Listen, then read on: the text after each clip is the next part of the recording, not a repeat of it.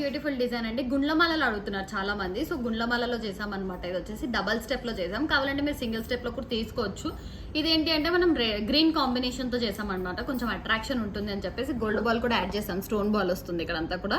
So green అండి. సీజెట్స్ మనకి oval shape లో ఉంటాయి, లైక్ హార్ట్ షేప్ లో అలా వస్తాయి అనమాట. షేప్ అనేది డిఫరెంట్ గా ఉంటుంది అండ్ యూనిక్ గా ఉంటుంది.